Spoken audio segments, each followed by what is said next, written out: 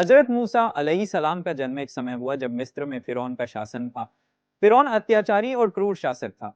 उसने यह आदेश दिया था कि मिस्र में पैदा होने वाले सभी लड़कों को मार दिया जाए। उसकी ये सख्त नीतियां ये सुनिश्चित करने के लिए थी कि उसका साम्राज्य कभी न गिर सके और कोई भी नया नेता उभर कर उससे चुनौती न दे सके। अब एक दिन फिरौन के सेनापति ने कहा फिरौन से कि अगर हम सारे बच्चों को मार देंगे तो ऐसे तो सारे मनुष्य मर जाएंगे, तो फिर हम गुलाम कहाँ से लाएंगे। तो फिरौन ने कहा कि एक साल बच्चों को मारो और अगले साल जो बच्चे पैदा हो उन्हें छोड़ दो। जिस साल फिरौन बच्चों को मार रहा था उसी साल हजरत मूसा पैदा होते हैं। आई टीवी में आप सबका फिर से एक बार स्वागत है। अगर आप चैनल पर नए हो तो आप चैनल को सब्सक्राइब कर लो। हजरत मूसा की माँ जो एक ईमानदार और धार्मिक महिला थी, वो यह आदेश बहुत शौक और दुख में मिला। वह जानती थी कि अगर उनका बेटा फिरौन के हाथों में आया तो उसकी जान चली जाएगी। लेकिन उनकी माँ का दिल भगवान की तरफ से एक अद्भुत रहमानी योजना को महसूस कर रहा था। वह भगवान की मदद से अपने बेटे को बचाने का एक तरीका सोचने लगी। उसी वक्त उन्हें एक संदेश मिला कि वह अपने बेटे को एक बांस की टोकरी में रखकर नदी में बहा दे। हालांकि कोई भी माँ ऐसा नहीं करेगी, लेकिन हजरत मूसा की माँ को यह संदेश मिला था तो उन्हें यह करना था क्योंकि संदेश ईश्वर की तरफ से मिला था।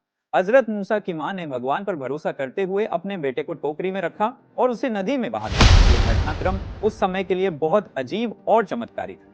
नदी के पानी में टोकरी बहती हुई फिरौन के महल तक पहुंची। जब फिरौन की पत्नी आसिया ने टोकरी को देखा तो उसका दिल पिघल गया। वह जान गई कि यह बच्चा किसी महत्वपूर्ण भविष्य का हिस्सा हो सकता है। आसिया ने मूसा को अपनाया और फिरौन को बताया कि यह बच्चा उसे बहुत प्यारा है और वह इसे पालना चाहती।